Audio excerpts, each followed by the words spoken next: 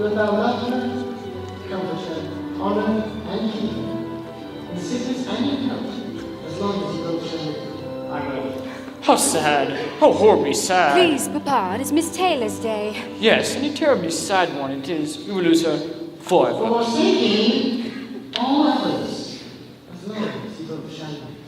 I will. Two friends, gone. Dear Papa, do try to appreciate the joy of the occasion. Joy? At your wedding? My dear Emma, there can be nothing but tears on this But day. think of Miss Taylor's happiness. She was perfectly happy taking care of you. I no longer require such care. Besides, I made the match myself.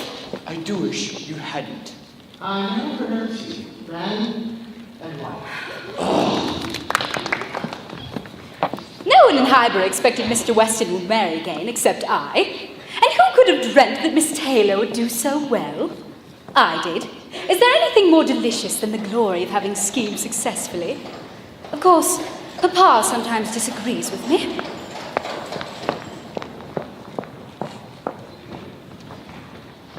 Oh, Miss Taylor.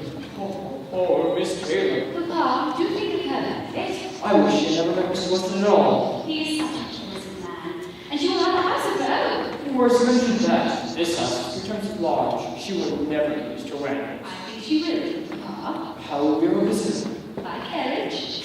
James would never let the horses off in such a short The way. horses are to be stabled with Mr. Weston, and brought through last month. Poor Miss Taylor. We may never see her again. They are half a mile away, Papa.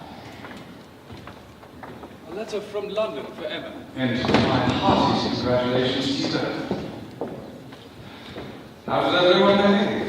Who cried most? Poor Miss Taylor.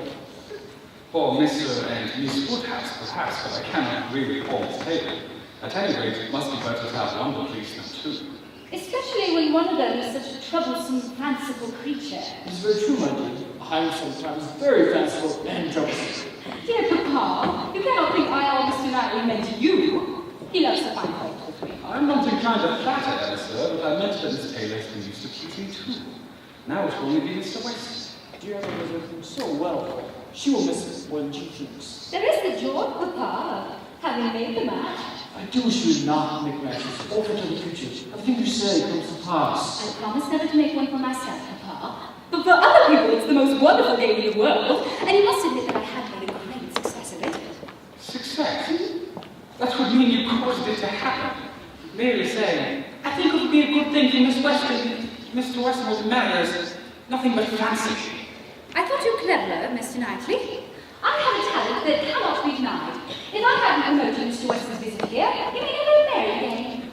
You are lucky that your interfering did not harm them or yourself. Dear Emma never thinks of herself if she could do good for others. But my dear, do not make any more matches. They are silly things, and they break up one's family. Only one more, Papa. Poor Mr. Empty.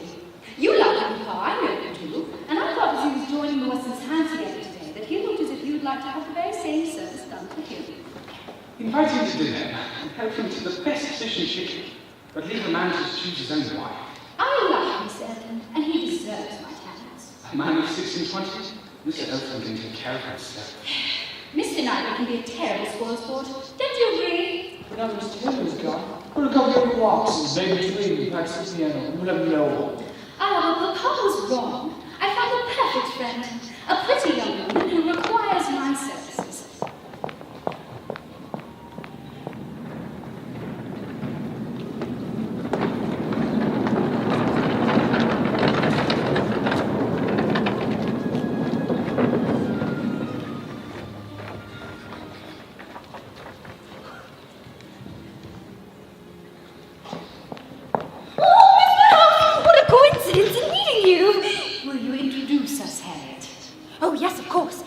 Pardon. Mr. Robert Martin, Miss Woodhouse. How do you do, ma'am? A pleasure, Mr. Martin. And now, excuse me.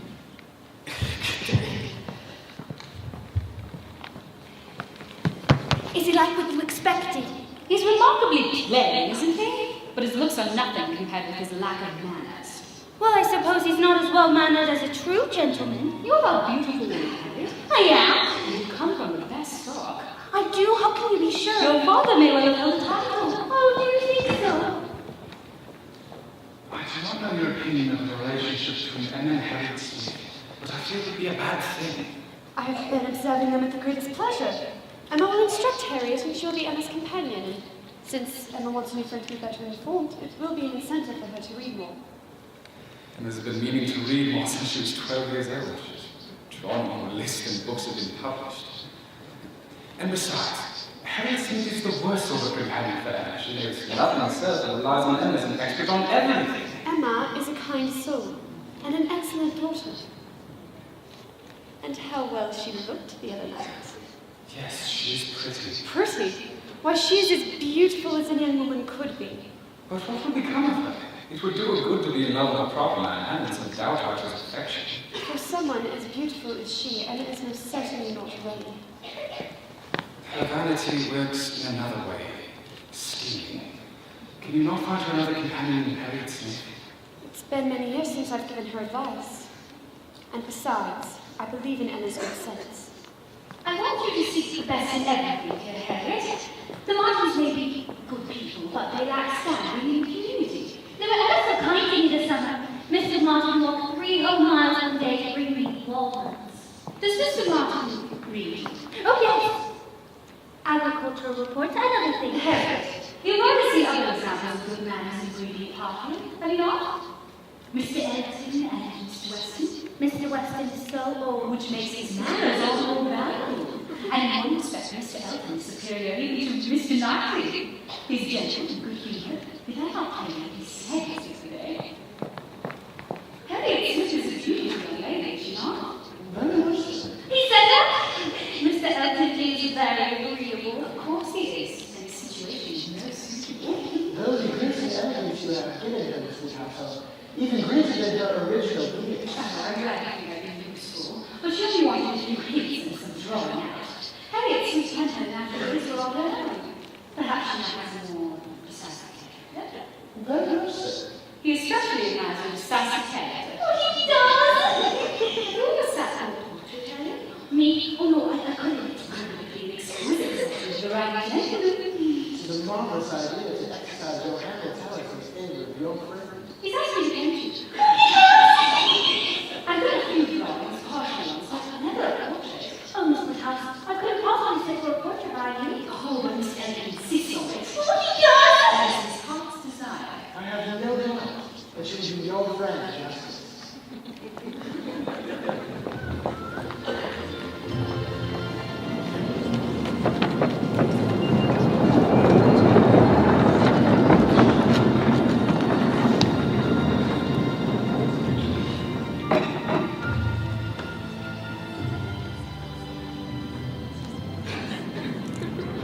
Your steadiness with the brush, Miss Woodhouse, is remarkable. It isn't difficult to paint someone as beautiful as Harriet. Oh, I can't wait another Oh, moment. be patient, Mr. Elton. Will you begin the portrait for Harfield? I was hoping someone might want it as a gift. It would be my utmost pleasure to accept it. All right, Miss Elton. You may gaze upon it. Oh, it is magnificent. A try. You have given her the final touches of perfect beauty. The expression of the eyes is perfect. Though the eyebrows are not quite correct. I cannot agree with you. It is a perfect resemblance of every feature. You made her too tall, Emma. Oh, no, not too tall in the least. Well, consider she is sitting down. Very quickly done, my dear. Just as your paintings always are. And you managed to finish it. The only thing that bothers me is that Exeter adores us, only shallow ourselves. Makes me worry that she might catch a cold. Oh, but placing her outdoors, Mr. Woodhouse, is a true artistic touch. And the simplicity of Miss Smith's expression. I've never seen the like. Nor have I. It is a masterpiece. Now, I'll be taking it to London for framing myself.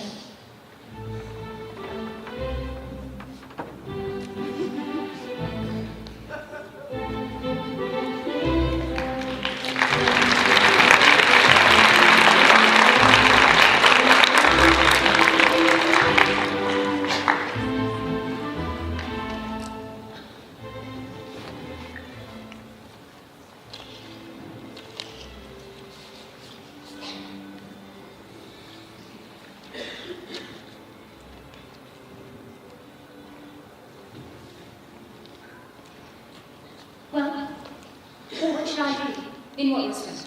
To Mr. Martin's letter. You must answer it, of course. Is it a good letter? A very good letter.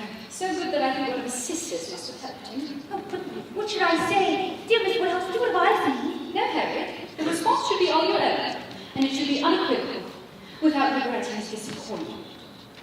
Then you think I ought to refuse him? My dear Harriet, have you any doubt of that? I beg your pardon if I misjudged. I imagine you were consulting me only about the wording of your reply. Did you mean to return a favourable answer? No, I did not. That is, I'm not sure. Oh, Miss Woodhouse, what shall I do? Please advise me. I shall not advise you, Harriet.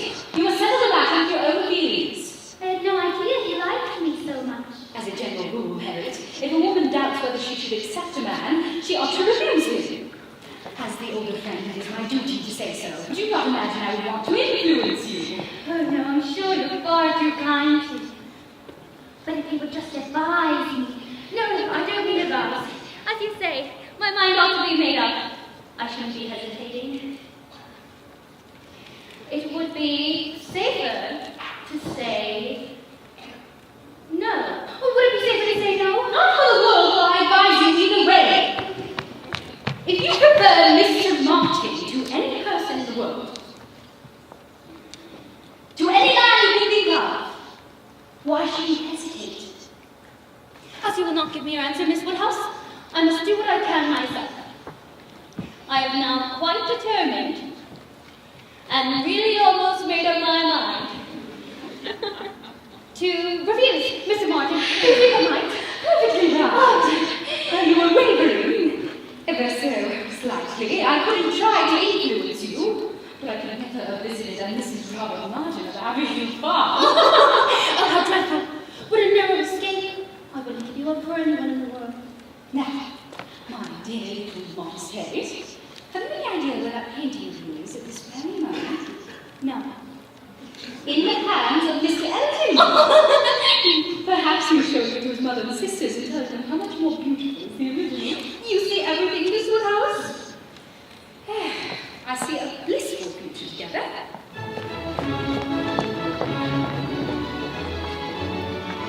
Have you noticed how often Mr. Elton expresses enthusiasm for Miss Smith? I cannot share. She is pretty, but I cannot rate her beauty. Her character relies entirely on her company.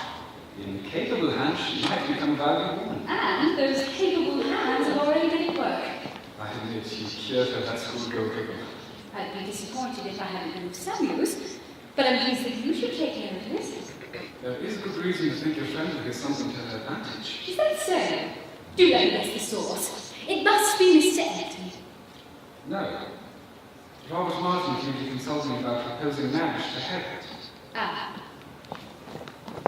He's an excellent young man, sensible, straightforward, and possessing good judgment. I praised your young friend when I told him that she would be fortunate in such a match. And I have news for you, Mr. Knightley. He wrote to her yesterday and was refused. And she's a greater fool than I imagined. I suppose it's impossible for a man to understand how a woman can refuse an offer of marriage. A man always imagines a woman is ready for anybody who asks. Nonsense, a man imagines no such thing. I hope you're mistaken about her feelings. I saw her answer. You saw her answer. I'll wager you read the answer. You persuaded her to refuse it. And if I did, which I'm not admitting, I would have done her a great favour. Mr. Martin is a respectable man, I suppose, but he's hardly her equal. I'm surprised he dared propose to her. Not Harriet's equal. He is far superior in every way, and lives clearly in common sense. Whoever her parents are, they made little provision for her. She was as happy as could be with the Martins this summer, and I know that he wouldn't have approached her without encouragement. If you hadn't turned her into a friend, she would never have rejected him. You are unjust. Harriet has a sweet temper, and 99 out of 100 would call her beautiful. And to tell men fall in love with well-informed minds instead of handsome faces, Harriet is certain to be admired and sought after. To hear you abuse the beauty you have, I would almost prefer that you had none. And isn't that the feeling of all men? A girl like Harriet bewitches a man's senses and satisfies his judgment. Well, you yourself, evidently, she's the very one for you.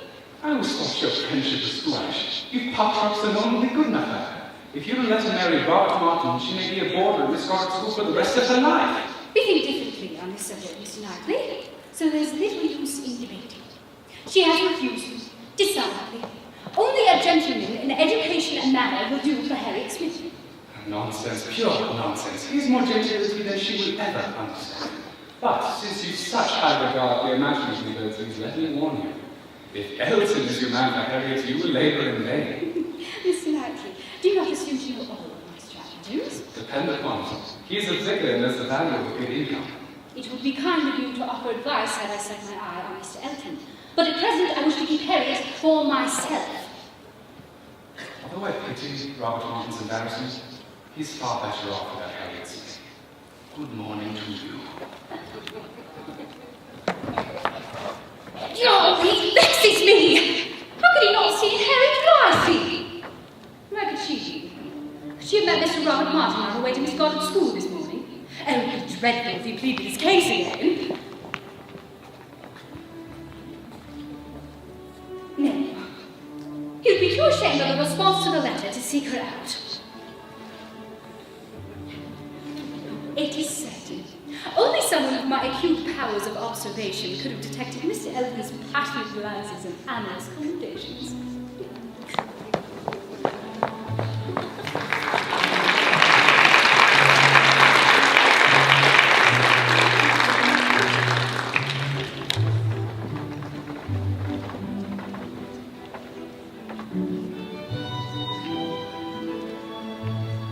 It is already December. We are fortunate that there is little weather to prevent the ladies from venturing out of doors. Indeed, it is difficult to believe the Christmas season is upon us. But soon there will be snow, especially cold, and your visits will be all too frequent. A carriage order ready for you, or sir. Poor Mrs. Weston, are you sure you are happy?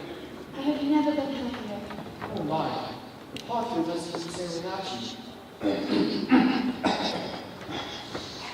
You will be joining us for Christmas dinner? Anne has already invited us. I will be seated between the tulip patches as always. Now, Papa, I know it's been difficult, but Mrs. Weston has been here every day since her wedding. Yes, she's always obliged to go away again. It's been hard on you, Papa. I can see that you're happy. You're positively glowing. And what about you, Emma? Are you still attached to Nana? I'd have to make up someone far superior to any more man I've known. And isn't that possible? You all people know that I cannot change for the better. No, Emma. It would be different if I were in love. But it hasn't happened. And it isn't my way. Ask her about the piano. Have you been reading and practicing the piano? Yes. From time to time. But I've been busy with matters of the heart. I should have known. Too busy, I should say. Now, Mrs. Weston, did you notice Mr. Elton's keys for Harriet's painting? Humphrey Hart is far more than subject. Ah, but he is mistaken. I think the sheep was in the wrong. Your arguments always seem to arise from my being in the wrong. Will you ever allow me to be right? I was 16 years old when you were born. No doubt you are far superior in judgment at that point, but haven't the intervening 21 years brought us closer in understanding? But I had the advantage of 16 years with not being a pretty and spoiled young woman. You underestimate me, Mr. Knightley. Come, my dear Emma, let us be friends and not quarrel. Just one more word. Ah, In regard to Harriet and Robert Martin, let us say that we are both in the right. Shake hands with me. How are you, Mrs. Weston, taking your holidays, sir? In the south, I expect. Oh my, the breezes in the south, which is quite a chill. Do be careful for Mrs. Weston's sake. I will, sir. Oh my, the colds have never been so prevalent as they have been this autumn. I have noticed that. Our apothecary sent out in November a very sickly month. Mr. Weston, have you heard from your son yet?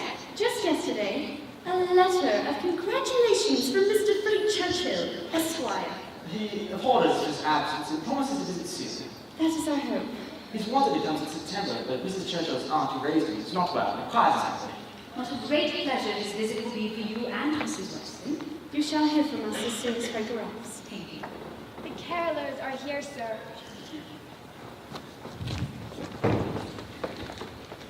I am sorry for Mrs. Weston. Fred Churchill ought to have attended his father's wedding. He's not always the master this time. He's been threatening to grace our there for years. I'm told he's dependent on his aunt. A man of 23 or 24 that freedom of mind to do what he ought. You're the worst judge in the world, Mr. Knightley. The difficulties of his payments. If he said to his aunt, I must go to my father and his new wife immediately, there would be no opposition. She was going. No, but there may be to his coming back again. He's a very weak man indeed. He's never before carried out a resolution. You are determined to think badly of him. I am not. I am ready to acknowledge his merits. If there are any, I do think handsome and agreeable. Well, if he has nothing else to recommend him, he will be a treasure in Highbury. Would forgive me for being less than overwhelming for when he does eventually arrive. We will never agree, Patrick. I doubt we shall. You're prejudiced against him. I most certainly am not. Then I'm prejudiced in his favour. So be it.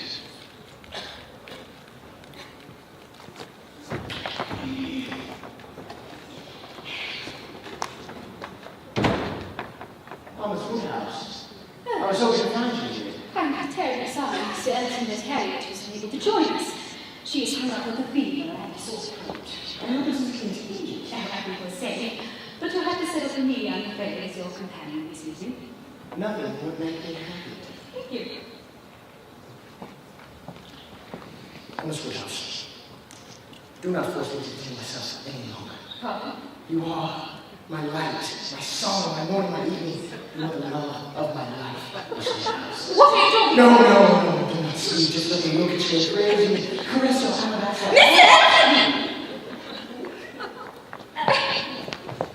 Surely you have seen my boundless affection for you. What? How I honor on your every word. I have not. I adore you, Miss Woodhouse. I adored you ever since I came to Highbury, hoping that you would return my love, but feeling I might not be good enough for you. I beg your pardon. But now I know my love cannot be equaled by another. What are you talking about, Mr. Elton? I'm ready to die if you refuse me. I cannot. I'm pleading. It cannot be with me. Surely it is meant for Miss Smith. Miss Smith? Miss Smith, I don't understand. I'm astonished, especially after observing the attention you pay to her. Miss Smith? I've never given her a thought. And if she weren't your friend, I wouldn't care whether she were alive or dead. If your own feelings ever astray, I am most sorry for that. But who can think of Miss Smith? Miss Woodhouse is so near. Every part of my being has been in the service of adoring you, and only you. Charming Miss Woodhouse, might I take this interesting silence as a sign that you have long understood me? It certainly is not! I've been utterly in the dark about your feelings, at least until this moment, and I was certain that your pursuit of Miss Smith, or what I thought was your pursuit, was your reason for making frequent visits to Hartfield. Am I to believe that you never thought seriously of Miss Smith? Never mattered. Miss Smith is a good sort of girl, and I wish her well. I'm sure there are some men that would not mind. Everyone has their level. But as for me, my fortune is not so small that I need seeking alliance with Miss Smith. I came to Hartfield to be in your presence, and only your presence. And the encouragement I received. Encouragement? I give you encouragement? You are entirely mistaken. My only wish was for your success with Miss Smith. I have no interest in matrimony at the present time. Good evening, sir.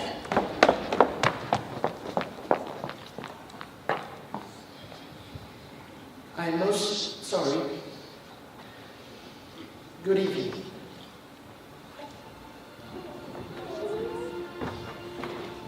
Oh, wretched business. How could I be so wrong about him? I, in love with Elton! That he should suppose himself my equal in connection and mind. Though having mistaken his feelings, I have little right to wonder how he should have mistaken mine. Oh, that I'd been so deceived! I must have taken up the idea and made everything bend to it. And poor Harriet! She would never have thought of him if I hadn't assured her of his attachment.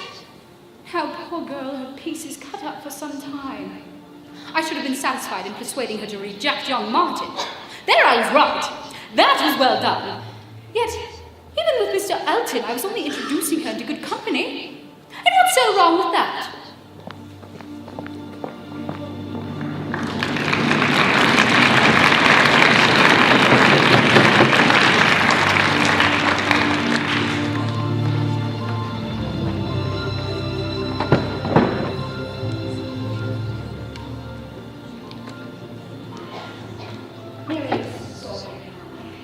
Thank you, Mr. Woodhouse. I'm sure it was entirely my fault. I was the person how I could be so naive. But how could I be so wrong? All my observations and prophecies have had 6 weeks. Wrong. Mr. Elton is such a good man! Don't cry. It's perfection itself. I can't believe you have your feelings for you. Mr. Elton is far too good for someone like myself. Where was all? Oh, a beautiful woman who is terrible character who may very well be a piper. You are too kind, Miss Woodhouse. I would never have hoped for a man of such distinction had you not thought it possible. Probably. Mr. Elton is so good to the poor! We shall never try Mr. Elton from your mind, me. I can't. Every time I see him, I feel ashamed. Please visit him once and back for a month, and by the time he returns, all will be normal. And he'll still be the most perfect man on earth. Just think of others for a while. Will you come with me to visit his place? I've been negligent on the whole matter, but take our mind off Mr. Elton. I shall be like Miss Bates. A poor spinster! You're still a very young woman, and you shall marry into well. Well, what about yourself? I shall not marry. Never. Married women are half as much mistress of their husband's household as I am at Hartwood. And I shall never be as true beloved in another man's eyes as I am in my father's. But to be an old maid, like my sisters. I shall books of seven, nieces and nephews. Oh, are you acquainted with Miss Bates? I have known your sisters with children, but I cannot say they are well acquainted. Then I should be. Miss Bates orders visitors, listeners, every single one of her letters 40 times over. Her compliments to us all, her diet, her illness, her lack of parents, her insufficient income, her sick of her pain, changing her facts. Miss Bates does enjoy talking. She received a letter from James just last week, so we may be safe. Oh, how kind of you to visit Miss Woodhouse, and to bring your young friend. I held your father says, oh, yes, yes, I worry about his health, though I know you will take the best care of him. Now, please, come, sit where it is warm near the fire. The rest of the house is cold. And how's your mother? Ah, I'm fine to a bed, I'm afraid. Thank you for asking. Now, would you both do me the honor of taking a piece of sweet cake I made? Mr. and Mrs. Cole visited only if you know them. They partook of the sweet cake you pronounced quite enjoyable. Very kind of you, Doctor. Normally I have but a piece of bread and a very little butter a day, and at dinner I told me a slice of cold mutton. I shall send you a handful of our heart with forks. Oh, Miss Woodhouse! You are too kind and too bountiful. A full handful will last for weeks, I am sure. I would fry the steaks in salt and boiled egg, but not so salt. Eating the ordinary with boiled turnip. It makes me excellent meal. I'm afraid we must be running along. I promise with her. Oh, but she must wait for tea. Is she here? Oh my. I'm so overjoyed to do this that I almost forgot to tell you. Jane has come and stayed for several months. It's been delightful. She's taken a short walk, though why she needed to leave the house I cannot say. I urged her to stay inside, see. She caught cold on the 7th of November and has not been herself since.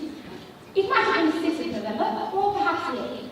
Her guardian, Mr. Crandall, and his wife are recently invited by their son-in-law, Mr. Dixon, to visit the family estate in Mount Craig. A beautiful place, I fancy. Jane has heard the great things of its beauty. I suspect it was from Mr. Dixon, though I can't be sure. Perhaps it was from someone else. Jane was wondering how her... Oh, here she is. I'm so glad I didn't able to see her, though she will be staying some time.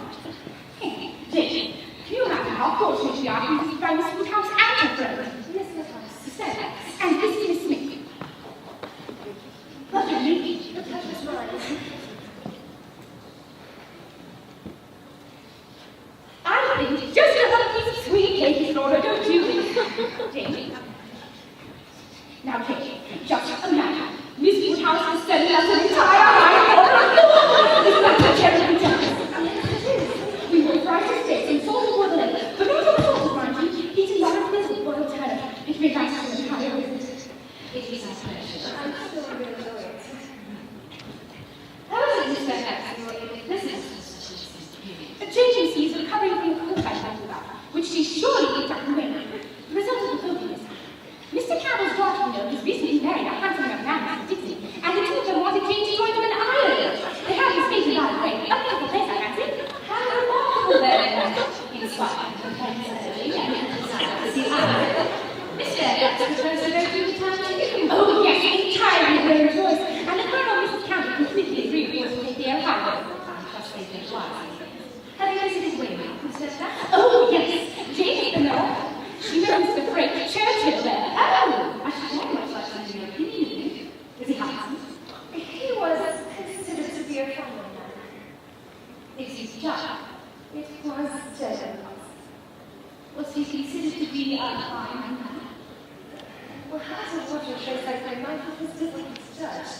And I think that the practice managed to be appealing. I'm sure you're right. Then, it's you and I must be taken home. Oh, what a shame! You know, that interesting conversation my father will be expecting you. Of course. We look forward so much to seeing the book. Did you enjoy it? It was a pleasure seeing you, Miss Bates. Good day, Miss Bates.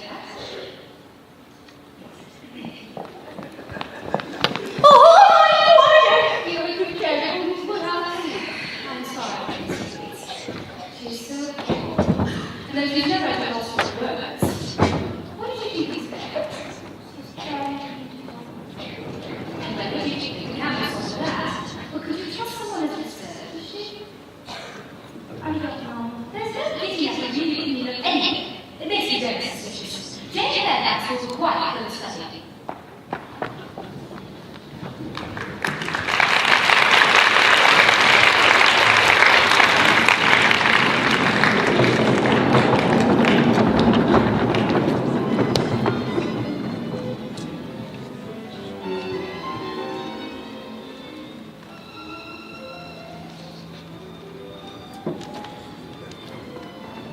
Please let Miss Woodhouse not die.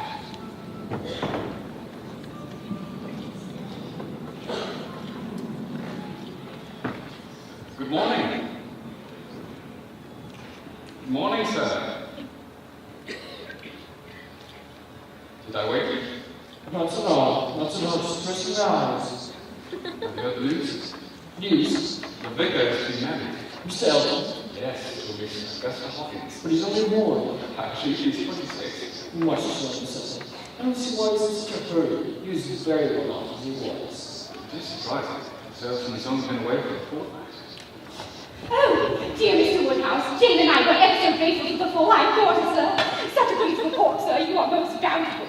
Under Miss Bates, Miss Fairfax, we consider our hot report very superior to all of what Em and I are very happy to. You are too good to us, sir. Too bountiful.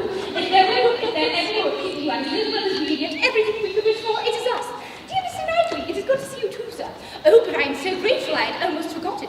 Have you heard the news? News? What news? Mr. Elton is to be married. I cannot imagine what could possess him. I was just informing Miss Woodhouse of the news. Oh. But where did you hear it? It's been only half an hour since I received a note from Mrs. Cole, who heard of the letter from Mr. Elton. Now, the moment Mr. Cole told Mrs. Cole about it, she sat down and wrote a note to me. I put on my bonnet and made sure we had a salted pan large enough for the pork, and asked James to like go out to Hartfield. Isn't that right, Jane? I had business with Mr. Cole this morning, and he handed me the letter directly. Oh, well, that is quite... I believe there has never been such interesting news in Highbury. Dear Mr. Woodhouse, you really are most doubtful. My mother pours sauce into greetings and things and says you are most doubtful. You must work. Miss Woodhouse, have you heard the news? News? Mr. Elton's been married, my dear. A dreadful idea, don't you think? I'm sure you will have everyone's wishes for his happiness. It is interesting news indeed. Just think, Miss Woodhouse, a new neighbour for all of us. Jane's never seen Mr. Elton. No wonder she's so curious about him.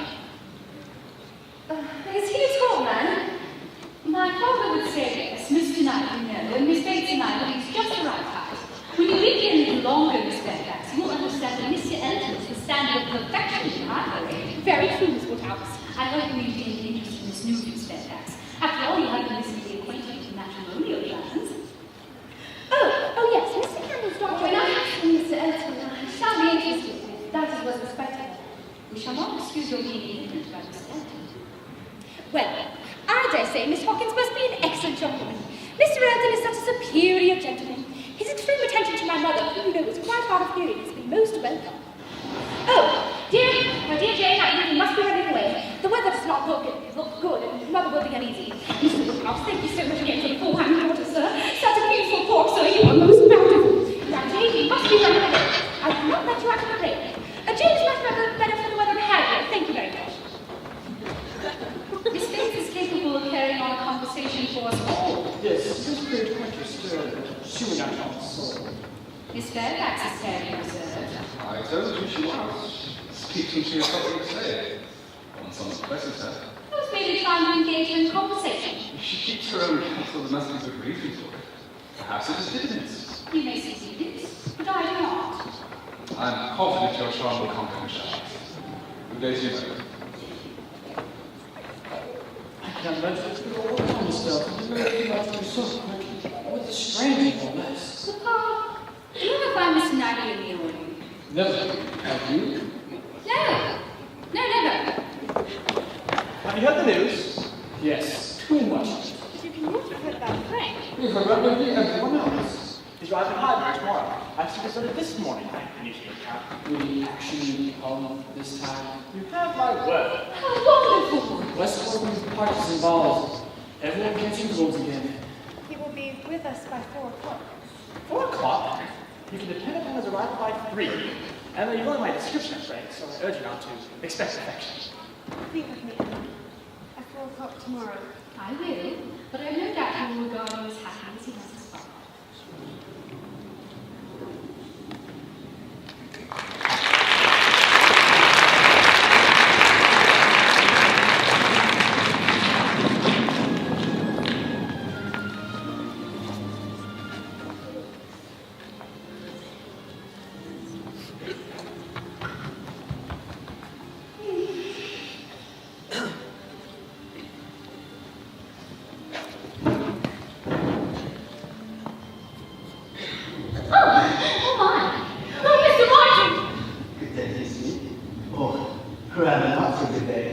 No, it's most certainly raining. Indeed. I noticed his sister in Florence. She's well. I thought she might have. Ah, you headed towards Hartfield. Hartfield, no. Yes! Well, I'm by these rounds close stables, the roads covered one. It's good of you to tell me so. It's my pleasure. Well, I suppose I should be making my way.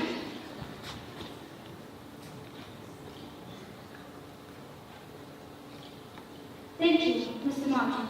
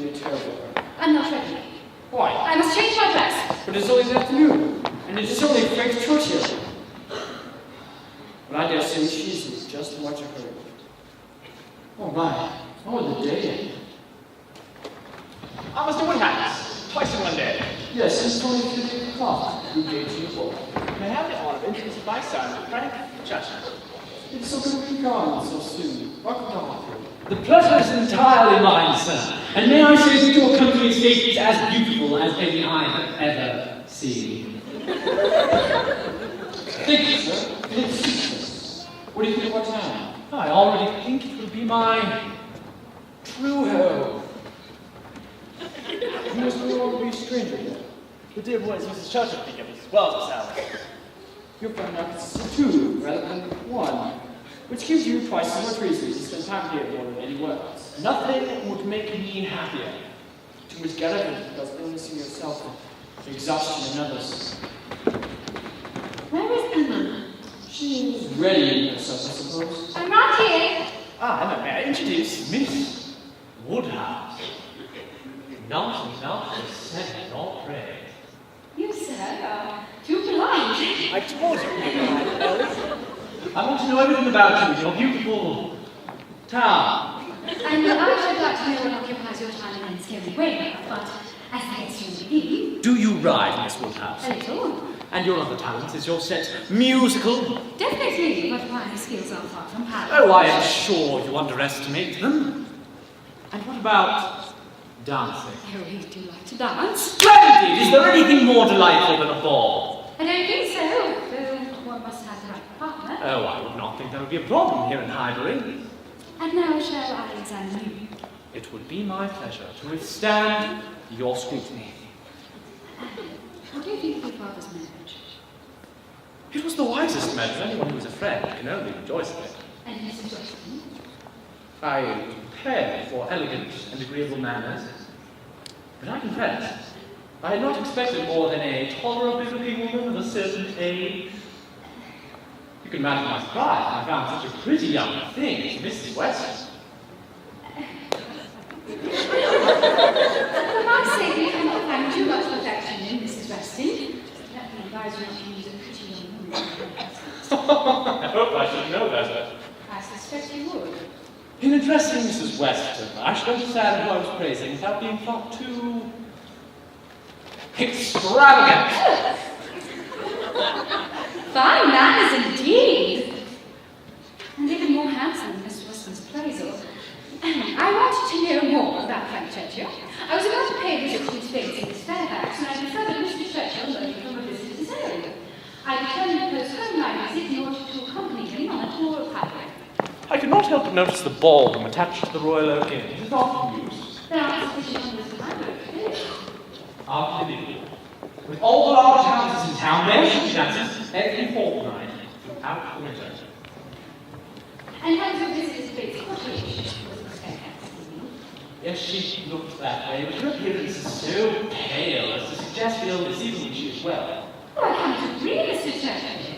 Her complexion is never brilliant, but there is a certain softness in her skin that gives her face a peculiar elegance. I've had that said, but there is nothing that can make a man so fine go of health as your face attests, Miss Woodhouse. Well, there's no arguing that case. At least you admire very certain complexion. I cannot separate Jane Fairfax from her complexion. You knew her as a child? Yes, but we were never intimate. I was wicked because I didn't want to associate with one who was so idolized by others. But really, I don't think I could ever attach myself to someone so fair. There is safety in reserve, but no attraction. I have no reason to think ill of Miss Fairfax, except that such extreme caution that would suggest that there is something very concealed. I couldn't agree more. I'm glad.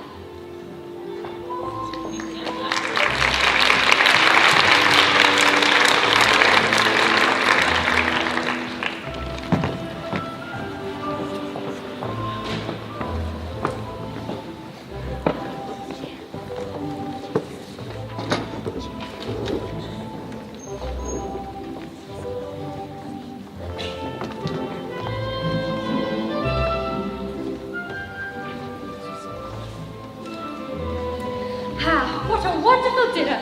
I ran through such a beautiful home, Mrs. Weston. Jane and I were so pleased that your son has humbled us with his presence. We are delighted that you can share this visit. Is Mr. Churchill a very handsome and pleasant man? Oh, yes, very. But he reminds me a little of Mr. Elton. I think this is a parish business no longer. What's your opinion on this one? Oh, I'm not in the least surprised that she's your friend. She's a lovely face and her modesty is enchanting. Undoubtedly worked wonders on her. Mrs. Weston, Miss Woodhouse, Mr. Churchill, I have astonishing news to report. Can you guess it? Jane has been bestowed upon with a gift, a pianoforte. Oh, fortunate. Who gave it to you? Oh, we don't know, can you imagine that? Jane was quite astonished and bewildered to think who may have ordered it. But I told her it must have been her guardian, Mr. Campbell, and that put her at ease immediately. Why do you smile? Nay, why do you smile? I smile at Colonel Campbell's being so rich and so new. Very. I wonder if it's what he's for. Perhaps because James never stayed here so long. You may say that Julius was your countenance testifies that the top of the subject are very much like mine. You give me more credit for acuteness than I deserve. I smile because you smile and shall probably suspect whatever I find, you suspect. What do you say to Mr. Dixon? His stepsister's husband? I have not thought of Mr. Dixon. He did say James would go to an accident. I have no reason to reflect upon the good intentions of Mr. Dixon or Mr. Fairfax, but I can't help suspecting that after saving her from near death, he had been misfortunate to fall in love with her. Now, what's to explain why she came highway instead of going with the Campbells to Ireland? I had not thought of Mr. Dixon, but upon my word, your reasoning carries my judgment entirely. It is not always so that women should carry the answers to such riddles. What's the matter? Oh. I'm sorry to be rude, gentlemen. Miss Fairfax has done her hair in such a way. It is very different. I've never seen anything so cool. Do you think it's an Irish fashion? Shall I ask her about it? Yes, I think I will. My dear Emma, I've been longing to talk to you. I've made a remarkable discovery. That James piano? Yes, Crandall, please. Do you know how she sings? I assume they walk. How else should they come? Mr. Mary's carriage walked this. I'm not taking home. Now, why is that such a surprise? He is aware of James' poor health, and no one is more benevolent than he. I believe there's another reason. Jane has always been a favorite of his. Can you guess it? You don't. Mr. Knightley and Jane Fairfax. I mean, sure of it. You see the consequence of keeping you company. Mrs. Weston, how could you mean such a thing? Mr. Knightley cannot possibly marry. This inherits nephew. It isn't more likely MMHS should think of it. I'm not speaking of the goodness of the match, just a probability. He would never do something that big. He's got it by himself with his farm and his books and his library and the parish to manage. Mrs. Weston, do not take the action. You do it very poorly. And how could it bear to have Miss Bates hunting on the lad all day long, thinking to the Mary poor Jane? How can I find his market? How hurtful! You shouldn't mock her, Emma. The question is not whether it would be a gift in election, but whether he wishes it. Couldn't the pianoforte have been the gift of Mr. Knightley? You take it an idea, Mrs. Weston, and run with it. This is a reproach me for doing. There is no reason for us to argue. I am happy to wait for it. I am, however, interested in your opinion of Frank Churchill. Like everyone else, I think he's very amiable indeed. He's told his father he thinks he's beautiful and charming. I'm glad to hear it. You'd have much rather his eyes with him than his aunt, and I think you are the reason for his suffering. May I have a word, Miss Woodhouse? Certainly. Did Mrs. Weston say something to disturb you? No, not at all. It was just our usual nonsense. I'm beginning to regret my departure, though it's a week away. Could you let me inside in the library where you're actually being remembered? No place interests me more. But now I should like to ask a favour of you, Miss Woodhouse. What shall I come tonight? I should like to hear you play the piano, and I would give you to understand that your voice is as sweet as your manner. My clearly cannot approach that out of despair. Oh, I've heard her playing. She can follow you. I want to hear yours. Lovely, lovely. Yes.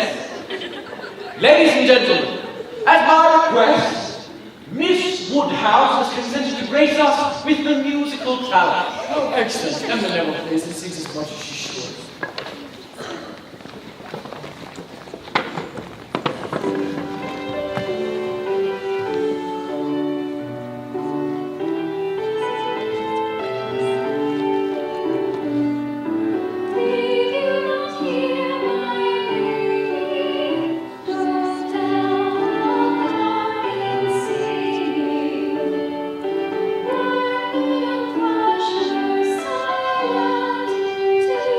To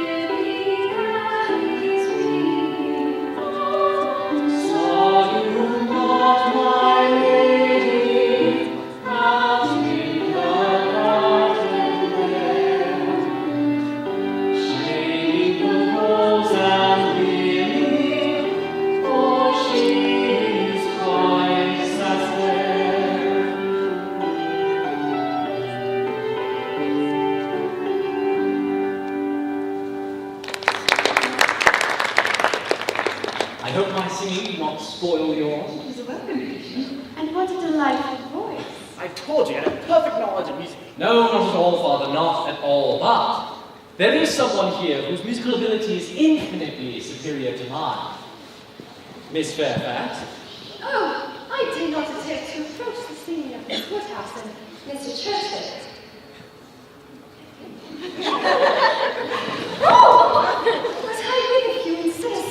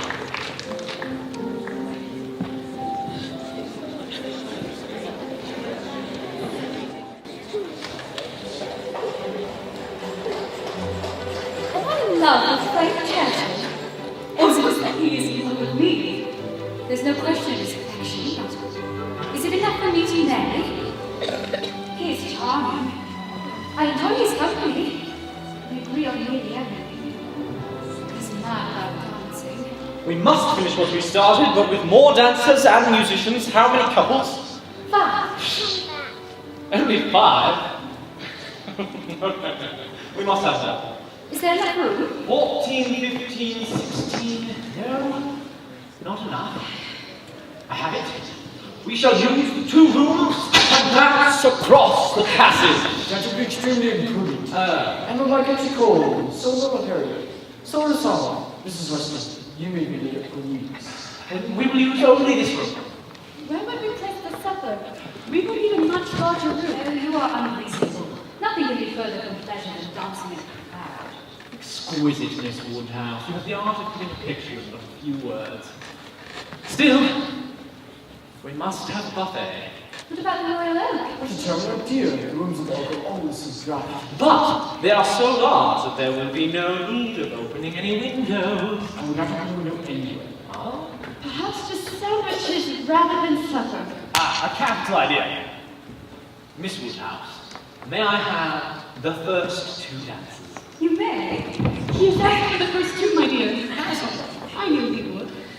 But, being Frank Churchill, he was called away by his auntie again. Of all horrid things, leave-taking is the worst. You will come here.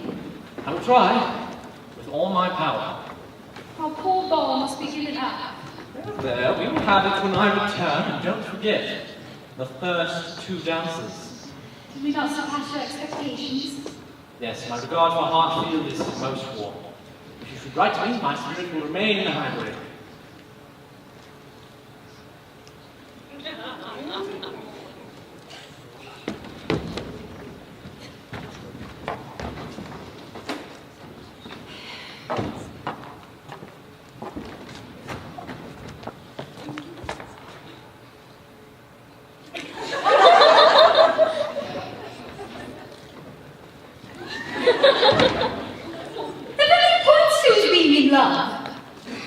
When he comes again, at least best be on my guard is not to encourage him. Yet I feel weary, listless, and disinclined to do anything. I must be a little in love with him. Frank Churchill was hardly out the door before Mr. Elton and his bride was in everyone's mouth. Mr. Elton and his bride have arrived! Oh, what shall I do? They are not worth your thinking about. I'm sure you're right. Oh, but what shall I say when I see him? Your preoccupation with him is a great reproach to me, Harriet. I know it was all my doing. I deceived myself and you, and it will be a painful mistake for the rest of my life. I'm asking you to save yourself from further pain, though you do not care that mine. Oh, how shameful of me to be so grateful, Miss Woodhouse. You were the very best friend of my life. Much better, Harriet. Believe me, my affection for you was boundless. Will you be receiving Mr. Elton and his bride? I'd be held derelict in my duties if I did not. May I be excused from the occasion? Of course. As your great friend, I will do my best to protect you from the pain of encountering the Eltons. I wish I could have done the same for myself. Mrs. Elton was vain, extremely satisfied with herself, and possessing the manners that could have only been learned at a very bad school.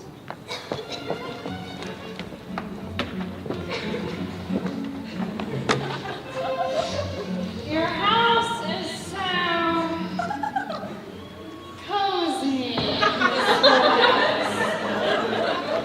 so extremely like Maple Grove, is it not, Mr. E? No, not so, Mr. We are happy in my Jewish home. Smaller, to be sure, but ever so cozy. We've seen more, sir. I'm sure you will overrate his heartbeat. Oh, yes, Surrey is the Garden of England, you know. I believe many counties are called the Garden of England. No, I fancy not. I never heard any county but Surrey called so.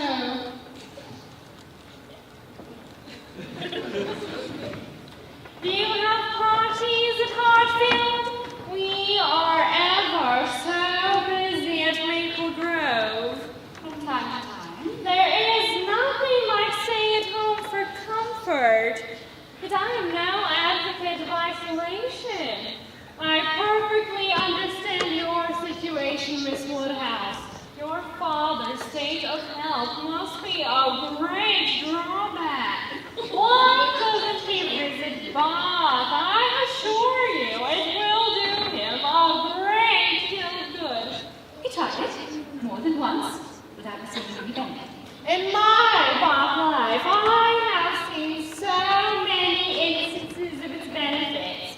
The advantages of Bath for someone like yourself who's led such a secluded life would be numerous. I could introduce you to the best of society.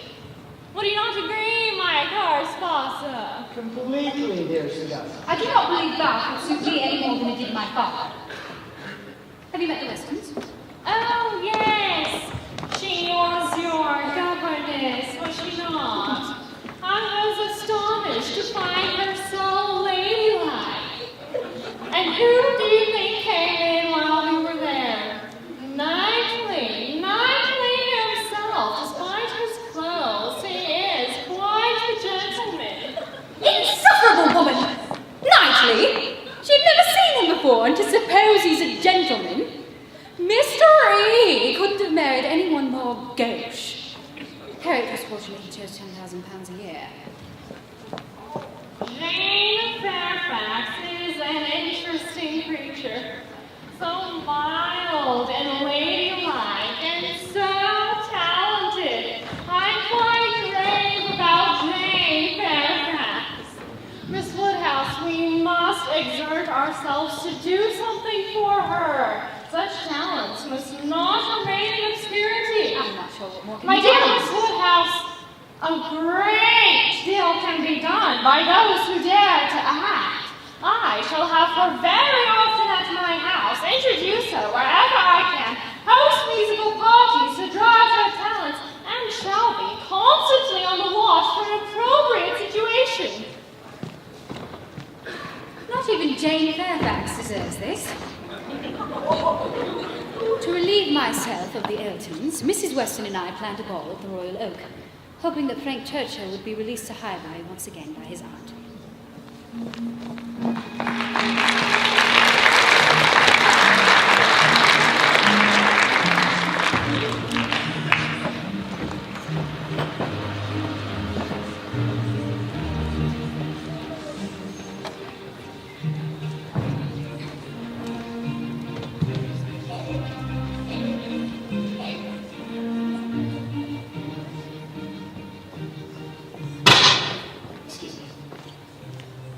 Is there any chance for his from coming tonight?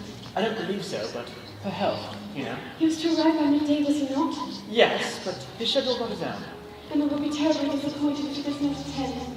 She has done so much to plan the event. As of you, my dear, you are to be congratulated as well.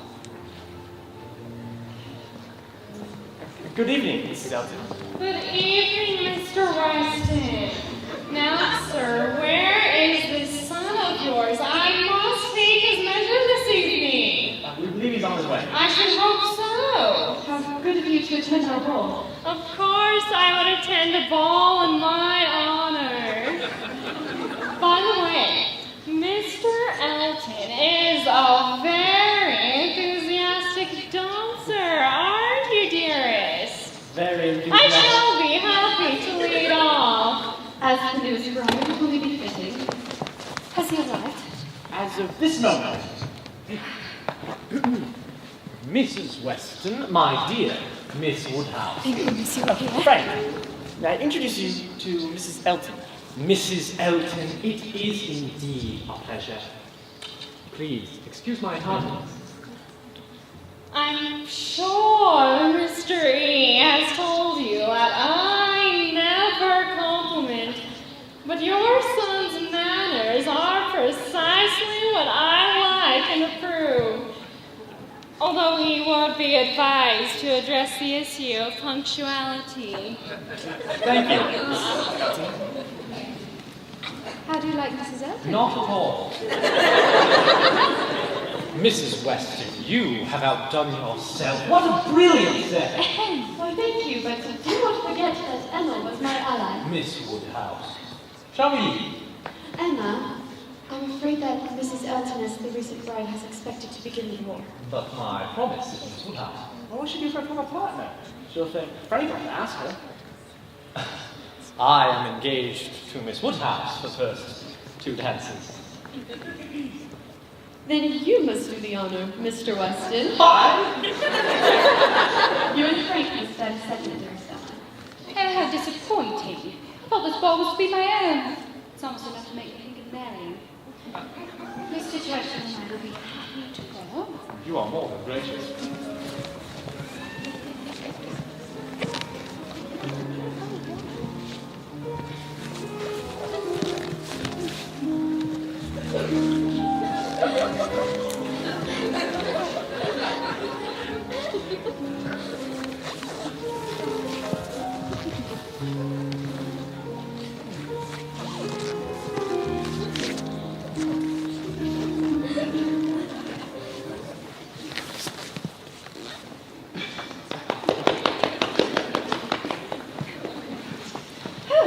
How excellent he contrived to talk.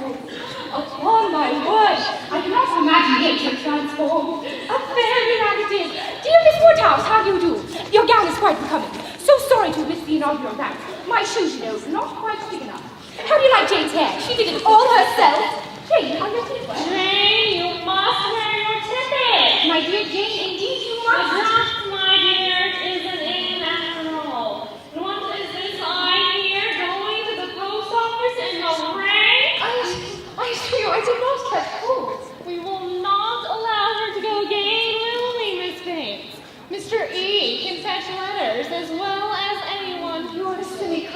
I cannot give up this long walk. I'm advised to be able to do it as much as I can. It sounds as if Miss Fairfax were expecting an important letter. No matter. The thing is determined. Now, what do you think of my gown? It is elegant. No one thinks less of dress in general than I do. But when all eyes are upon me, I would not wish to be inferior to others. I believe mine are the only pearls in the room.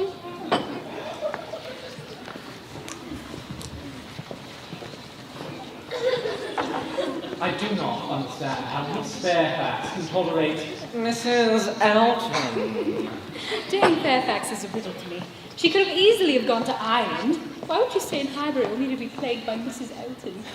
I sometimes wonder if Jane has a strong feeling about anything. Just because she does not make a display does not mean she's incapable of forming an accurate opinion of Mrs. Elton. I beg your pardon, I must give my compliments to Miss Bates and Miss Fairfax. Mr. Churchill seems not to have differing opinions. Perhaps he does not believe you hold a high opinion of him.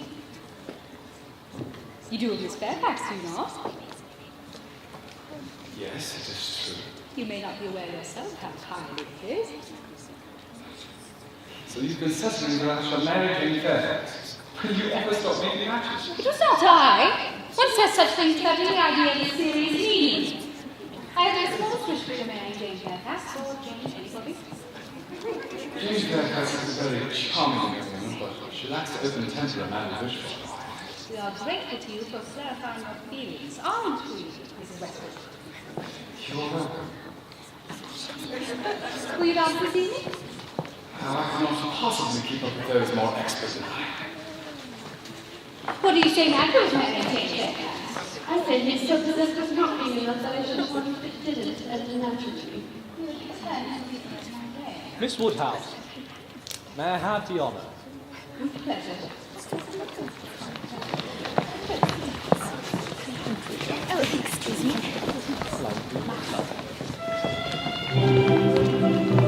You got that, Fred? Most likely you ask me. Did you? Oh, no. There's one young lady who might be happy to see that. Yes. Miss Smith. Oh.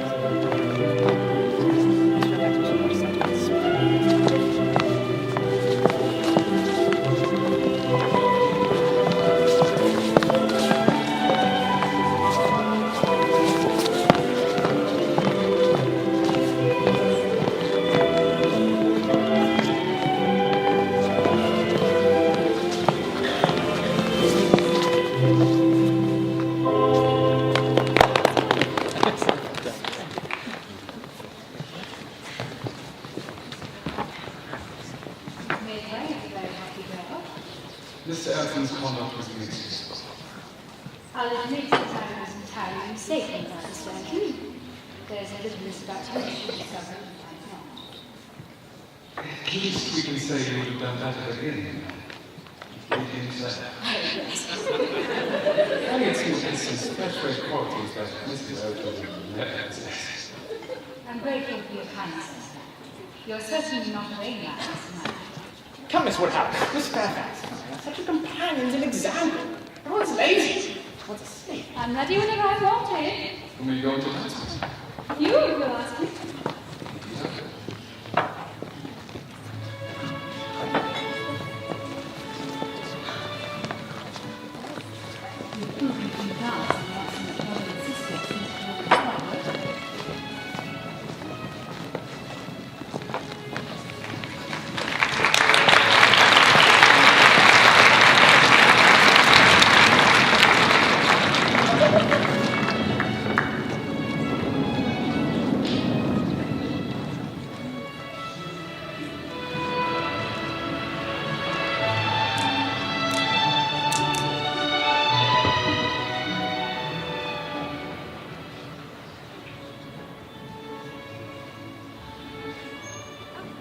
sit now, no need to worry. Why don't you sit down and rest? No, Miss Smith, you need rest and refreshment. I'm sure Miss Woodhouse would be happy to oblige with both. It was our first spring outing, and Miss Beckerton and I decided to take the Richmond Road. We saw the gypsies coming. There was almost a dozen children with a stout woman and a very large boy. Come on. And we ran, but I managed to try to follow Miss Beckerton up the bank. You did everything you could to escape. They wouldn't stop following, so I gave the boys a shilling, but I had no more in my purse. I tried to get away, but they surrounded me. So I'm surprised they would travel on the Richmond Road. My cup was grabbed on the dancing last night. Then it's fortunate I arrived when I did. Oh, no. And equally fortunate, I had not my tie. By the time we met in the garden, Harriet had recovered. But such an adventure could hardly fail to suggest, to a mind like mine, a certain idea. During the ball, I noticed a particular restlessness on the part of Frank Churchill, and I never did more than just a little in love with him anyway. But there was somebody else who might give me the perfect match. I have a scheme in mind that could hardly be contrived more perfectly.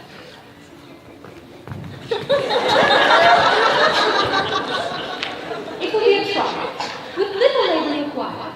Mrs. Weston is with child, but Mr. Weston is fully mobile. I shall convince him to help me arrange an outing.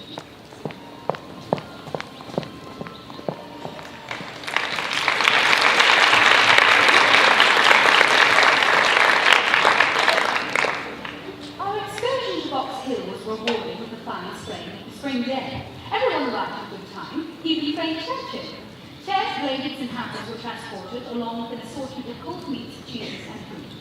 7 miles were travelled in expectation of enjoyment, and there was a burst of admiration for setting at first sight. I hope your wife is in good health, Mr. Weston. What is the little unexpected? Do it, Mr. Harris. It's my outing for the finished. What is it? You love it and imagined. How remarkable and most of the part. You've never seen it. Thank you, Mr. Weston, for introducing us to such a lovely place and so close to heaven. Oh, it's Emma. I bet we really should have come on donkeys. Mr. E, we must purchase a donkey. With very long walks, there is dust in the summer and dirt in the winter. The next time I should like to arrive on a donkey. Like our salsa marching along. I'm much obliged to you for insisting I come there. Quite determined to go away again. I'm always at your command. I have no will of my own when you are near. Your gallantry is really unanswerable. I say nothing. Of which I am ashamed. Here's Jane. Jane! I really must have your answer to what we spoke of earlier. A lady of paramount character and class. Her family line, her rank, her circle of friends are simply not for real. You could not wish to be better settled as a governess. Thank you, Mrs. Elton, for your assistance, but really I'm not able at present to engage in any My dear Jane, the situation will not last forever. I simply must have the authorization to write an acquiescence by tomorrow's post. Mrs. Elton, I beg to be excused from your ministration. Nonsense! We will speak of this later, but I cannot allow you to decline such a brilliant opportunity. Our companions are extremely boring. What do we do around? Any nonsense we observe? Ladies and gentlemen, at the request of Miss Woodhouse, who presides wherever she is, I am asked to know what each of you are thinking. Is Miss Woodhouse really sure she would like to hear what we are thinking? No! Upon no account in the world! Let me hear anything than what you are thinking. It is the sort of thing that I should never inquire about, whether I was presiding or not. Yes, very true, my love. But most girls will say anything. It's better to pass it off as a joke. It will not do. They are most affronted. I will attack them with another gambit. Ladies and gentlemen, Miss Woodhouse waives her right to know exactly what you might be thinking, and instead requires only something entertaining from each of you. You! Either one thing, very clever, prose or verse, original or repeated, or two things, moderately clever, or three things, very dull. Oh, very well then. I need not be uneasy. 3 things very dull indeed. That will do just for me, you know. I shall be sure to say 3 dull things as soon as I open my mouth, shan't I? Oh, but there may be a difficulty. You'll be limited to only 3. Oh. Yes, well, to be sure, I see what she means. I will try to hold my tongue. I must make myself very disagreeable for her to say such a thing to an old friend. I like a plan. How would a conundrum do? Very low, Father, very low. Oh, let me hear it. Oh. Well, I doubt it's being very clever, but here it is. What 2 letters are there in the alphabet that express perfection? Real perfection. M and A. Emma. Did you understand? Very good. Very good, Father. Spotting. I must be excused. I have a great deal of vivacity, but I cannot offer witty things at someone's service. Pass us, if you please. Pass Mr. E., Jane, Knightley, and myself. Yes, I pass. I have nothing to say that would entertain Miss Woodhouse, or any other young lady for that matter. An old married man is quite good for nothing. Augusta, shall we walk? With all my heart. Come, Jane, take my other arm. No, thank you, Mrs. Elton. I'm not equal to a walk at present.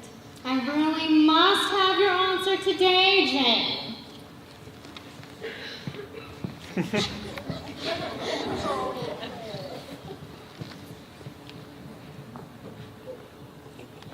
What a happy couple. Isn't it interesting that the Eltons married after meeting only in a public place? They knew each other just a few weeks in Bath. How many men have made such commitment on such short notice and rued it all the rest of their lives? Such things do occur. You were speaking? I was only going to observe that, though a hasty and imprudent attachment may arise, there is generally time to arise from it afterwards. But I suppose it's all just guess and luck. Anyway, I have so little confidence in my own judgment that should I ever choose to marry, I would have someone else do the picking for me. Would you, Miss Woodhouse? Find me a bride, adopt and educate her. And make her like myself. Oh, by all means, if you can. Very well. I shall undertake the mission. You will have a charming wife. Shall we walk now? Oh, yes. With all my heart. Shall we join them? Shall I call for the carriages? Let us consult the others.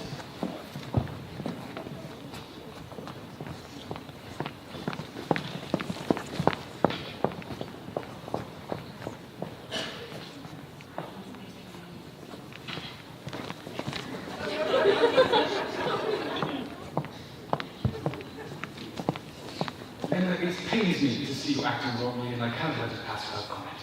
What do you mean? How could you be so unfeeling towards Miss Bates? That was only so very awful. I doubt you even understood me. I assure you she did.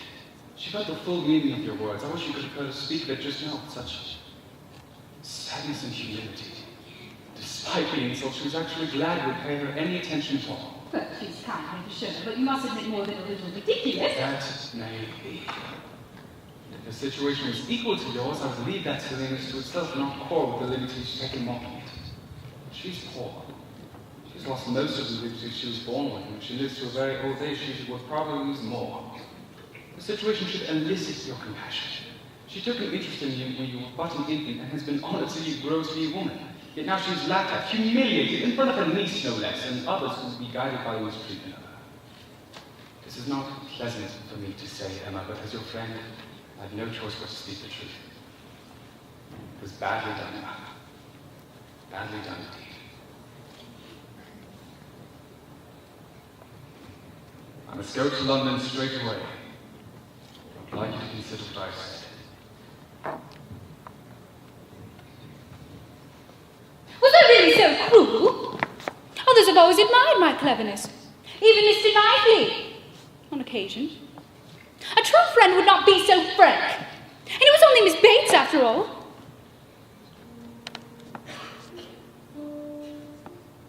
Oh, heavens. How wrong and contemptuous I am. How could I be so foolish? How could I sacrifice the good opinion of such a good friend?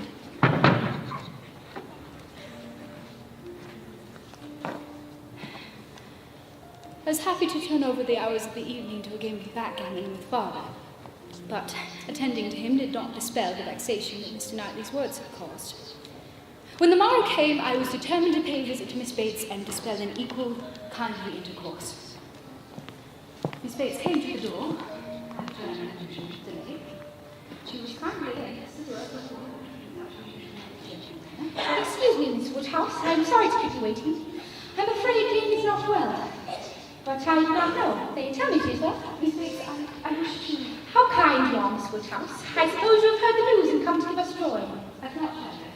This does not seem like a joy to me, but I am so worried about Jane. Her spirit has been overcome of late. She is terribly pale, she has no appetite, and her head has ached for days.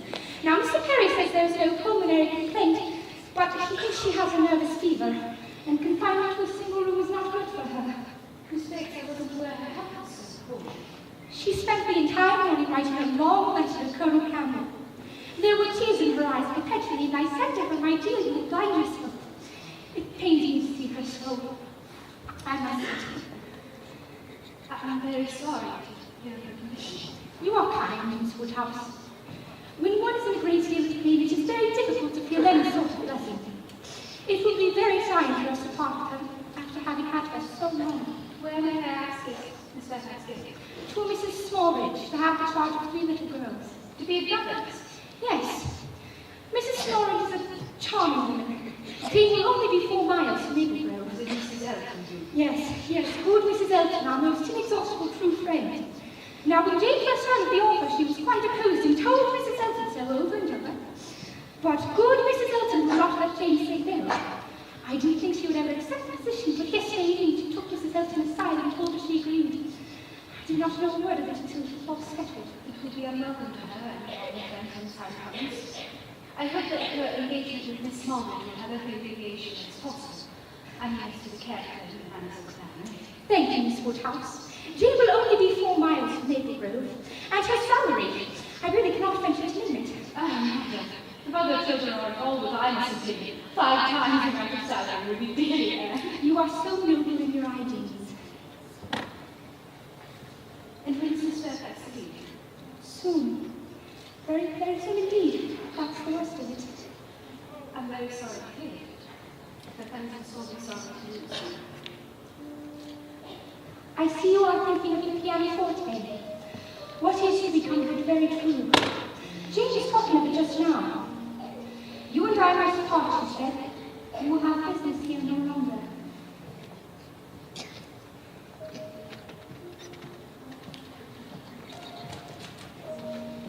Oh, Mrs. Churchill. Yes, who would have thought? Exactly. Oh, Mrs. Churchill. Why, poor Miss Churchill, Pa. She has kept faith to herself for far too long. Have you not heard? I believe I will last to hear anything. She is deceased. Cease! I'm not sure if you'll be surprised or not. Oh, Mrs. Churchill. You're going to such a moment. I wonder what Frank will do now that he's free to attach himself to anyone. Let's go, Mrs. Weston. Mr. Woodhouse, would you excuse me? We're probably going to the house in no time. Why are we going to Lambeth? Mrs. Weston must see you. What's happened? Is she unwell? No, only a little agitated. She would have called the carriage, but she must see you alone. But what can be the matter? She will not here. No, I need, but ask her questions. You'll know in time. Mr. Weston, do tell me what has happened.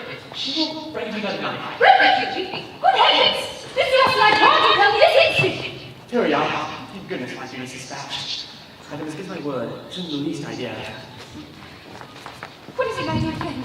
It will do you good to speak of your distress, whatever it may be. Can you indeed have no idea?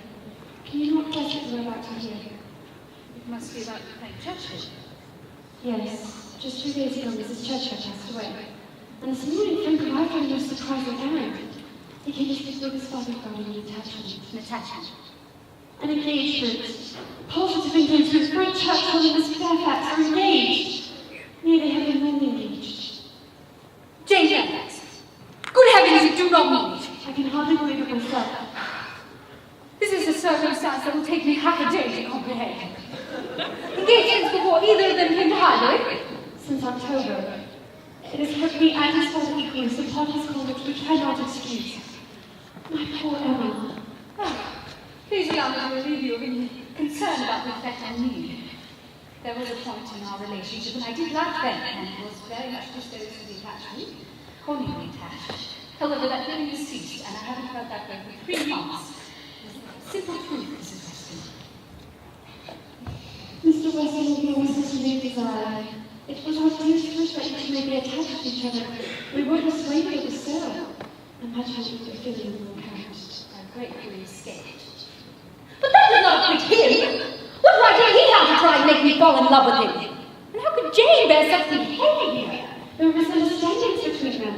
Recently resident in the impropriety Right! It is too cold a subject. So unlike what a man should be. So entirely lacking in the integrity and truth that a man should display in every transaction. Now I must take his part. Though he has been wrong in this instance, I have known him long enough to applaud his good qualities. But Jane was on the point of going as governess. He knew nothing about that, Emma. It was his discovery which was made him constrict his father and put an end to his concealment. He has promised to write things for them all. Please do not listen to him to love him. For your sake, enough. I'm sure in time you will all wish to know. Oh, thank goodness. It's all favourite Greenville. A very pretty trick you've been playing on me, sporting with my curiosity to exercise my talent for guessing. You frightened me. I thought you must at least have your property. And here, instead of it being a matter of condolence, it turns out to be one of congratulation. I congratulate you, Mr. Weston, on the prospect of having one of the most lovely and accomplished young women in the as your daughter. It was never my intention, believe me. And there's another visitor to you, Emma, in quite a state. Me? Harriet Smith. Oh, Harriet.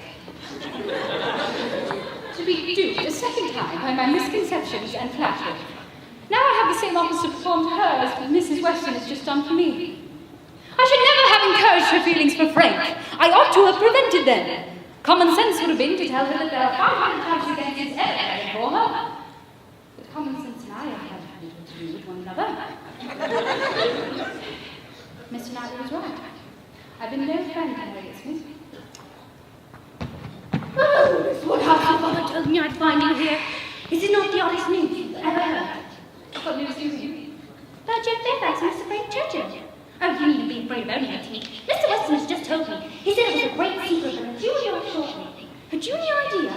Oh, but of course you did. You conceived to everyone's heart. Me? I doubt I have such talent at all. Had I suspected, I would have cautioned you immediately. Caution me? Why? You do not know that, Mr. Churchill. I'm glad to hear you speak so bluntly. But remember, there was a point when you fancied him. Mr. Churchill? Never! Oh, Miss Woodhouse, how could you so mistake me? No, what are you talking about? Am I supposed that you should have been so mistaken hastily? Mr. Churchill, indeed! I hope I have better faces to think of him. I know you have not named the man as the object of my affection, but I only had the courage to love him because he seemed to approve and even support my attachment. I wouldn't have assumed that we had not always been acquainted with him. Harriet, stop! Let us understand each other now without further opportunity of mistake. Could you please speak to me, Miss Knight? Yes, of course. I couldn't have an idea of everyone else. And so I thought you, when we talked about it, it was clear as possible. But it was Frank Churchill you praised for his service in protecting you from the gypsies. I was thinking of a much more precious circumstance. When Mr. Elton wouldn't dine with me, and Mr. Knight, gentlemen, please, came to my rescue. It was his noble benevolence and generosity that made me feel how superior he is to every other creature on earth. Oh, it is most unfortunate. A horrible mistake. I know there's a great difference between us, but you yourself have said matches of greater disparagement taking place before. But Mr. Knightley is to marry no one but me! Oh, heavens. What have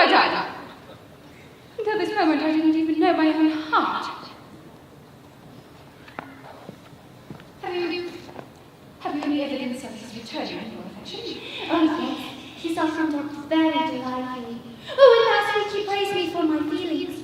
He called them honest and generous. I do remember him saying the very same to me. Well, I will only venture to declare that Mr. Knightley is the last man on earth who will give any woman his idea of feeling more for her than he himself. Oh, he was right! How had I never seen her? The vanity of pretending to know the secrets of everyone's feelings. The arrogance of proposing to arrange everyone's testimony. How could I not know how much my happiness depended on being first with Mr. Knightley? No, it isn't possible. Is it? Who would have taught Harriet to elevate herself to Mr. Knightley's level?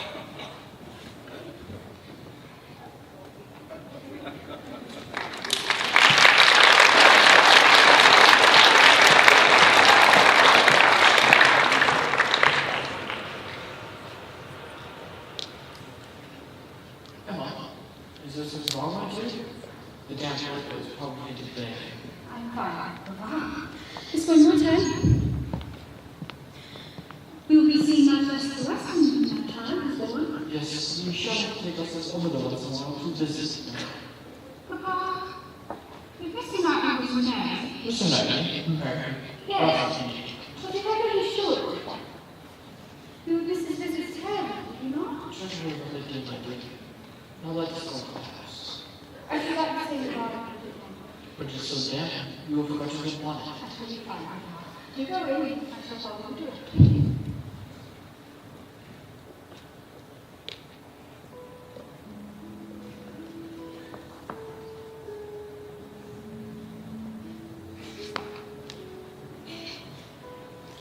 How do you do it?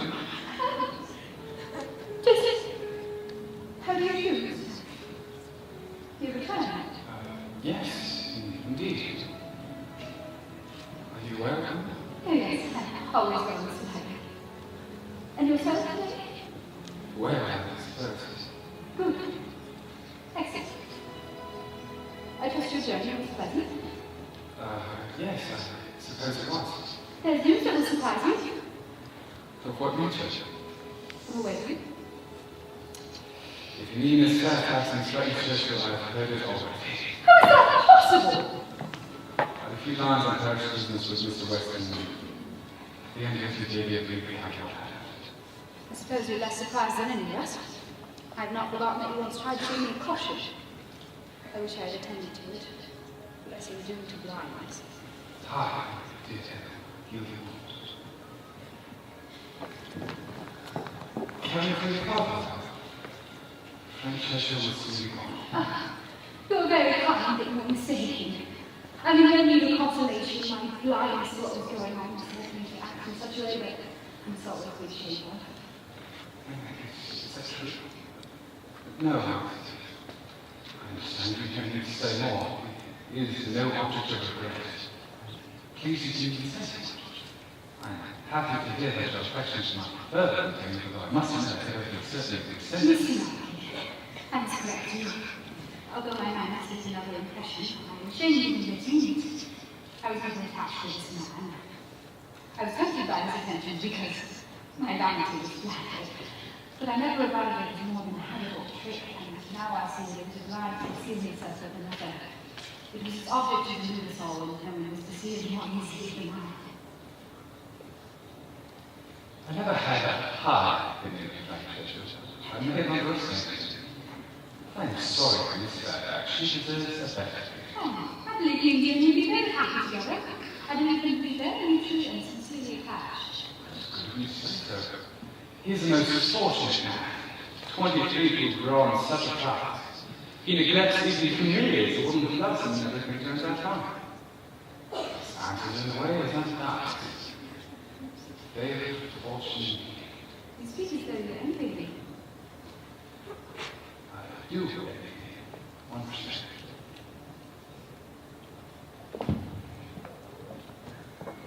You're not asking what's the point of my envy. But turning to why. Are you not curious indeed. I cannot be wise, I must tell you what you will not ask, although I may wish to answer to you. Don't sweetly. That isn't paramount. Take time. Consider. Do not commit yourself. Thank you. We're going in, I suppose? I stopped you, ungraciously, just now. I'm afraid Lady Penny. But if you wish to speak to me openly, as a friend, I will hear whatever you want and say exactly what I think. As a friend? That is a word I wish you not. Say, yes. Why should I hesitate? I've gone too far already for this. I accept it. Emma, tell me, have I got any chance of succeeding?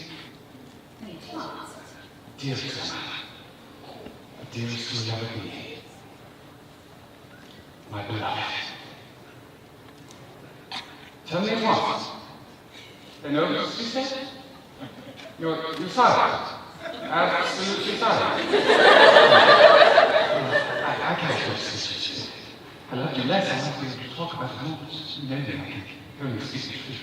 Blame you, let you. There's no woman in me would have gone. I'll bear with the truth. I accept it now. Do it again. The man I have lived with me. God knows I will tell her. There's nothing to say. Emma Woodhouse, that works.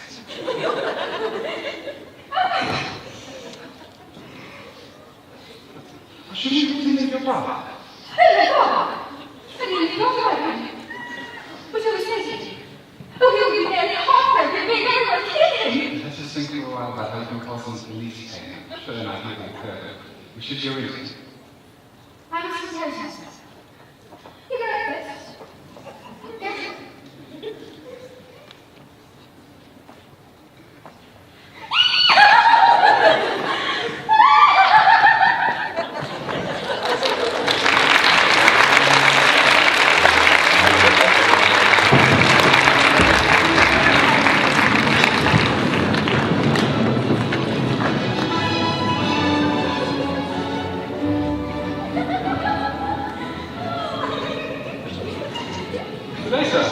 Was that Emma? I'm not sure. Very well in the group of children he's under. I worry about talking to the Japanese. The weather is clearly suited. My dear, we must chill. Why? Deficits have revived your spirits. Oh, I forgot to ask you how you visit with your spirits. As well as be expected, Father. No doubt your presence enlivened her spirits, as it does us all.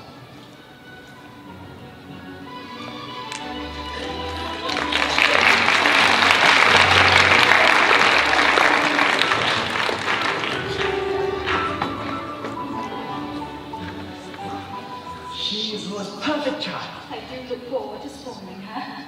She's hungry. You think she's hungry? You have reference letter? Yes. I know he was good, but I can feel how he suffered. And he's so much in love with Jane and so grateful to you that I cannot possibly be him. Even Mr. Knuckley, who greatly disapproved of Frank's behaviour, is ready to believe that he will benefit from Jane's tutelage. And what is your opinion of Jane? I'm very sorry that she will be leaving us. I should very much like to meet her friend. And so you shall. You are most kind to see me, Miss Woodhouse. Most kind. My heartiest congratulations! Has she not made a remarkable recovery from her illness? Indeed she has. I can see that you and Mr. Weston do upon her. Oh, I long to make apologies, Miss Woodhouse. Oh, you are too scrupulous. You are no apologies. You are extremely kind, but I was so cold and artificial towards you. I had to act a part, a deceitful one. No more. All the apologies are on my side. Let us forgive each other at once. There is yet another visitor. I must thank you, Miss Woodhouse, for the very kind, forgiving letter Mrs. Weston conveyed. I hope you do not retract what you then said. Not in the least. I'm particularly glad to shake hands with you and give you joy in person. Oh, I thank you with all my heart. I'm ashamed of having ever kept that secret. I should have told you everything. It is not worth the regret. Thank you. Just look at her. Have you ever seen such delicacy? It is a most uncommon complexion. I've always admired her complexion. It was you who found fault with it. What an impudent dog I was! There's still one mystery to be solved. Do you know who made Jane again for it? It was I. Time was the only way I could show my affection for her. She was a good use of it. I should like to know more respects to the troll. My heartiest congratulations to you all. Thank you, sir. As do I. Shall we prepare for the dining? I hear they're serving calf's foot jelly.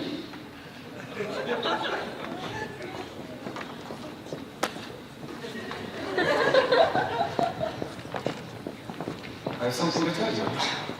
Good or bad? I'm not sure if it's on a subject we do not think alike. Pray, tell me quickly. Have you not heard from Harriet Smith this morning? I'm not. She's to marry Robert Martin. No. It is impossible. It is so. I have it from Robert Martin himself. You do not mean that he has proposed to her again, and that she has accepted. You only mean that he intends it. I mean that he has done it. Dearest Emily, you must consider how it satisfies your friend. I think Harriet has done very well.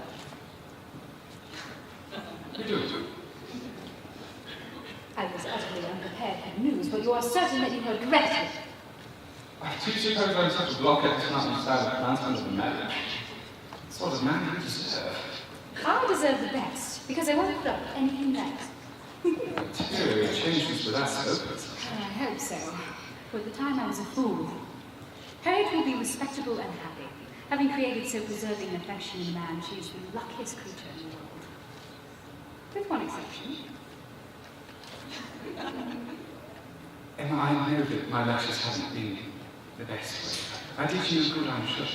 The good was on my own in making you the object of my tenderest affection. Are you sure you did me any good? You are? I was a terribly spoiled and precocious child. No, yes. How often you say to me upon your devilish lot? Mr. Knight, I'm going to do such and such because Papa says I may. Something which you knew I did not approve. No wonder you remember my speeches. Mr. Knight always told me. He used to say much, it's not seen so formal, yet it is. Too. I remember in one of my fits of precociousness calling you George. I did it because I thought it would provoke you. But as it didn't, I never did it again. And can you not now call me George? Impossible! I must always call you Misty Knightley. But I will promise to call you once by your Christian name. When? No, I won't say name. But I will say that. In the place where E takes G, the better of the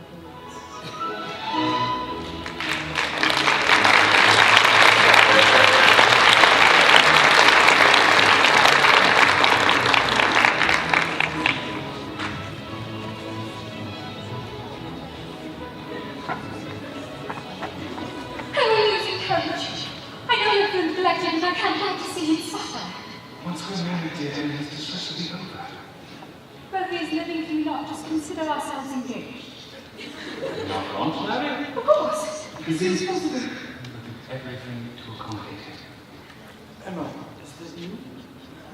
Yes, Father. We have something to tell you, Mr. Knightley. What is the time? Nearly 5. Can't you enjoy the dinner? Well, I'm afraid not, sir. Too bad. I was dreaming of calf's foot jelly. Shall we ring for some? Father. Mr. Knightley and I, we are to be married. Oh my. Are you all right, Papa? Married? Married? Yes. To each other? Yes. But you promised to never get married, my dear. I was a child when I said so. Don't you remember how sad it was to lose Paul Miss Taylor and your poor sister Isabella? But they visit here often. No, not enough. I need some air. Where's my fan? But we'll be much closer than Miss Taylor and Isabella. No, not enough. How am I buried? There will be no change in your comfort, Papa. No change. That is not possible. The change would be far too difficult. Do you not love Mr. Knightley nearly as much as you love Miss Taylor or even Isabella? Very true, my dear, but marriage. Mr. Woodhouse, if I may. What if Emma and I were to live as close to you as we are now? But Darnell estate is over the next hill. I'm asking, sir, if you would let me, Emma and I. To live here at Hartford with you. Oh, Do you mean it? Yes. What do you think of it, Papa? oh, someone proposes one day. But we see Mr. Knightley every day as it is, and whom do you always want to write your letters and consult on business? Who is always so cheerful and so attentive and so attached to you, Papa? It's really true, but... We will simply go on as we have. No, it is ultimately for an old man to bear. It cannot be done. What do we do? Mr. Woodhouse, may I ask, have you not heard of the robbery of Mrs. Weston's poultry? Robbery? Which rank? Yes, sir. What's got to poultry? A form of housebreaking. What on earth shall we do? Believe I can be of assistance, sir. Will you not feel so much more at ease with Mr. Knightley, though? Tell me, sir, what can we do to prevent criminal activity?